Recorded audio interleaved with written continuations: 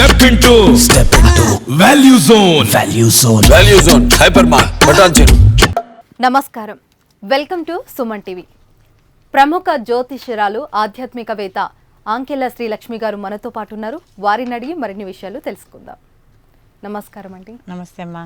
ధనుర్మాసం అంటే ఏమిటి? గోదాదేవి పూజ విశిష్టత ఏమిటి?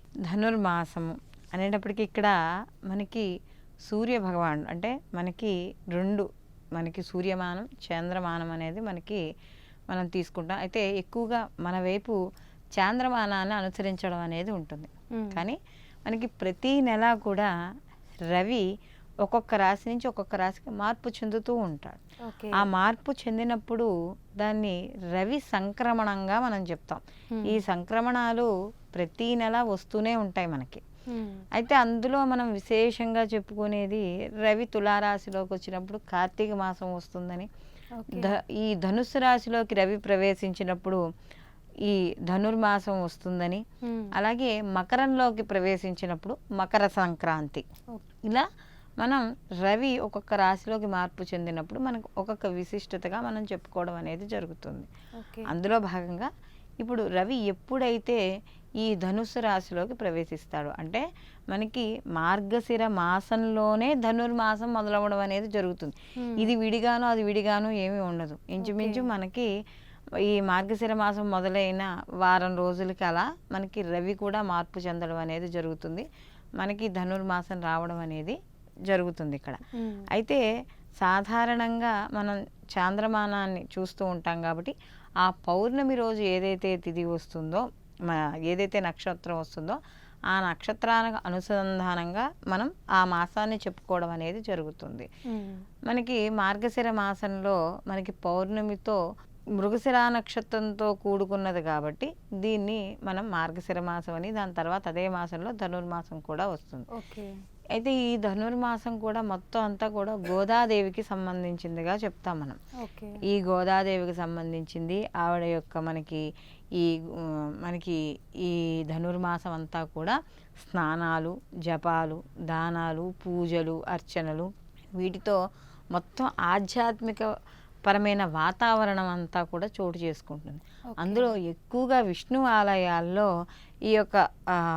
ఈ గోదాదేవికి సంబంధించిన పాసురాలు కానీ ఇవన్నీ కూడా చదువుతారు. కారణం ఏంటంటే ఇక్కడ ఈ గోదాదేవి అనేది ఈవిడ చెప్పే పాసురాలన్నీ కూడా మనకి భాగవత అంతర్గతంగా చెప్పినవి, ఆవిడ గానం చేసినవి, రచన చేసినవి అని చెప్పినడం అనేది జరుగుతుంది.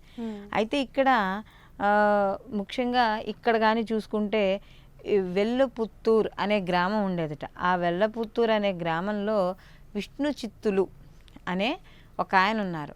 ఆయన యొక్క కుమార్తె ఈ గోదాదేవి. అయితే ఈ గోదాదేవికి చిన్నప్పటి నుంచి కూడా శ్రీరంగనాథుడు అంటే చాలా ఇష్టంట. చాలా ఆయన్ని ఎక్కువగా ఇష్టపడేది, అంటే ఆరాధన ఎక్కువగా చేసేది ఈవిడ. అయితే ఈ తండ్రి తీసుకొచ్చి ఈ పూలమాలలు లేకపోతే ఆయన ఆరాధన కోసం తీసుకొచ్చే మాలలు కానీ పుష్పాలు కానీ ఇవేమైనా ఉంటే అవన్నీ తన కూతురికి ఇచ్చి శ్రీరంగనాథుడికి అలంకరించమని చేస్తూ ఉండేదట. ఆయన చెప్పేవాట. చెప్తే ఈవిడేం చేసేది, ఆ మొత్తం అవన్నీ కూడా ముందర ఆ మాలలు అవన్నీ కూడా ఆవిడ ధరించుకుని తరువాత శ్రీరంగనాథుడికి ధరించేదిట. ఇలా రోజు అలాగే జరుగుతోంది. ఈవిడ వేసుకోవడం, ఈవిడ ఎలా ఉన్నానా లేదా అందంగా ఉన్నానా ఆ మాలలతో వేసుకుని అద్దంలో చూసుకోవడం, అవి తీసుకెళ్ళి మళ్ళీ శ్రీరంగనాథుడికి సమర్పించడం. ఇలా వాళ్ళ నాన్నగారు కట్టిన పూలమాలలు కానీ తులసి మాలలు కానీ ఏవైనా సరే వేసుకోవడం, తర్వాత తీసుకోవడం. ఇలా ఒకసారి శ్రీరంగనాథుడికి ఈయన విష్ణు చిత్తుల వారు మాల వేద్దామని చూశారట. ఈ మాల వేద్దామని చూసేసరికి ఆ మాలలో ఒక వెంట్రుక కనిపించింది ఆయనకి, విష్ణు చిత్తుల వారికి. ఏమిటి, నేను మామూలుగా సహజంగా రావు కదా మామూలు వెంట్రుకలు, ఏమిటి ఇలా వచ్చింది, ఏం జరిగింది అనుకుని ఆయన ఒకసారి అనుకుంటే ఏదో తప్పిదం జరుగుతోంది, ఒకసారి నేను చూడాలి ఏం జరుగుతోందో అని చెప్పుకొని ఆయన ఏం చేశారు, నేను ఇచ్చేది తన కూతురికే ఇస్తున్నాడు కదా, గోదాదేవికే ఇస్తున్నాడు కదా, కాబట్టి ఈ గోదాదేవికి ఇచ్చిన తర్వాత ఈయన చాటుగా నిలబడి చూశాట అసలు ఏం జరుగుతోంది అని. ఎప్పుడైతే ఈ గోదాదేవి ఆ శ్రీరంగనాథుడికి ఇవ్వాల్సినవన్నీ కూడా ఆవిడ వేసుకుందో, ఆవిడ ధరించిందో అది చూసి విష్ణుచిత్తుల వారు ఆశ్చర్యపోతారట. ఇదేమిటి, ఇదే అపరాధం. సహజంగా మనం తల్లో పెట్టుకుని పూలు దేవుడికి పెట్టం కదా, మనం పెట్టుకోం. అలాగే ప్రతి దానికి ఒక పవిత్రత ఉంటుంది. మనం తిన్నదేవి దేవుడికి నైవేద్యం పెట్టము, ఇలాంటివి కొన్ని ఉంటాయి కదా మనకి. అలాగే ఆయన కూడా ధ్యాసలో అయ్యయ్యో ఎంత అపకారం జరిగిపోయింది, ఎంత ఘోరం జరిగిపోయింది, ఎంత తెలిసి తెలియక ఎంత తప్పు చేస్తోంది పిల్ల గోదాదేవి, ఎలా ఇప్పుడు అని చెప్పి ఆయన చాలా బాధతో ఏం చేయాలో తెలియక అదే బాధతో ఆయన పడుకుంటాట, నిద్రపోతాట. నిద్రపోయే టైంకి ఆయనకి కలలో శ్రీరంగనాథుడు ఆయనకి కలలో కనిపించి, నువ్వు బాధపడాల్సిన అవసరం ఏమీ లేదు, గోదాదేవి సాక్షాత్తు లక్ష్మీ స్వరూపము, ఆమె తులసీదేవి దగ్గర ఆవిడ జన్మించింది కాబట్టి గోదాదేవి సాక్షాత్తు లక్ష్మీ స్వరూపమే కాబట్టి ఆవిడ ధరించి ఇచ్చింది, నేను వేసుకోవచ్చు, నాకు అదే ఇష్టము, అలా ఆవిడ ధరించి ఇచ్చినవి నాకు వేస్తేనే నాకు ఇష్టము అని చెప్పి చెప్తాడు. అయితే అందుకనే ఆవిడ ఏం చేసేదిట, ఈ గోదాదేవి ప్రతిరోజు స్వామివారి దగ్గరికి వెళ్ళి ఈ పాసురాలు చదివేవారు. అసలు ఈ పాసురాలు అంటే ఏమిటి అని కానీ చూస్తే మనకి భాగవతంలో శ్రీకృష్ణ లీలలని ఉంటాయి మనకి. కృష్ణుడు చిన్నప్పుడు ఉన్నప్పుడు ఆ పాసురాలని ఆవిడ ఏం చేసిందంటే అన్ని గానం చేసింది.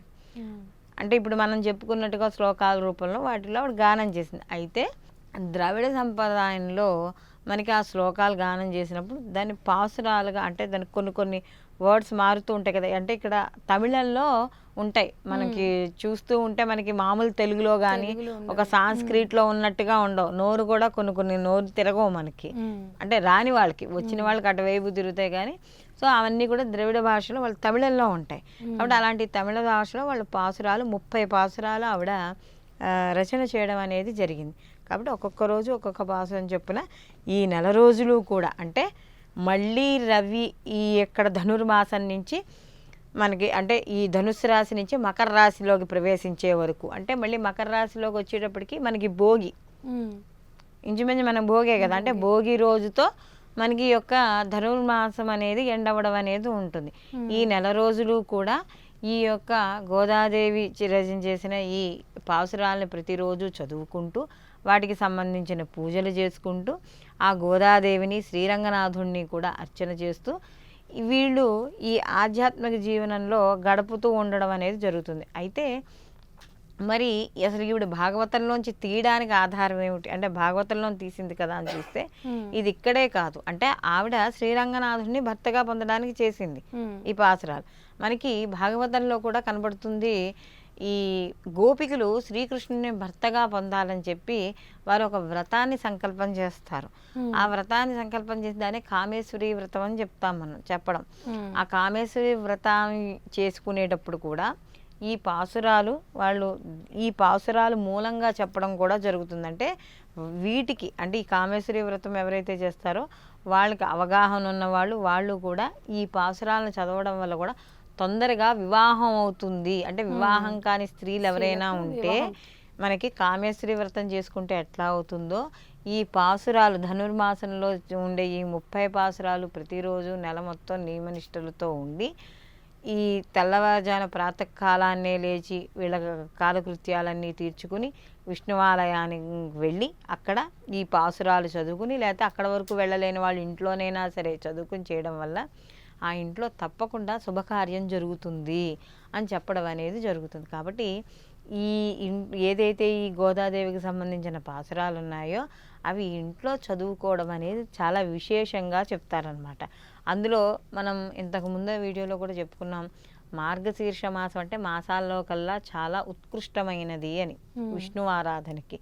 కాబట్టి ఈ మాసంలో ఈ ధనుర్మాసాన్ని అందరూ కూడా సద్వినియోగం చేసుకోవాలి. అనవసరమైన కాలక్షేపాలు వాటికి చేయకుండా, అక్కలేని మాటలను లేకపోతే ఏవోనో చేయకుండా ఈ మాసం అంతా కూడా ఈ ధనుర్మాసం, అందుకనే మనకు చెప్తారు చూడండి, నెల పొడుపు వచ్చిన తర్వాత కూడా మనకి శుభ కార్యక్రమాలు కూడా ఏముండవు. అయ్యో మేము పెళ్ళిళ్ళకి వెళ్ళాం ఎక్కడికి వెళ్ళాం అని చెప్పుకోవడానికి కూడా ఏముండవు, ముహూర్తాలు ఉండవు ధనుర్మాసం మొదలైన నెల పొడుపు మొదలైన దగ్గర నుంచి కూడా. కాబట్టి ఈ ధనుర్మాసం అంతా కూడా మనకి ఈ శ్రీరంగనాథుని యొక్క ఆరాధన ఎక్కువగా కనపడుతూ ఉండడం అనేది జరుగుతుంది. ఓకే, థ్యాంక్ యూ అండి. చాలా చక్కగా ధనుసు రాశి గురించి చాలా చక్కగా వివరించారు. ధన్యవాదాలు. నమస్తే.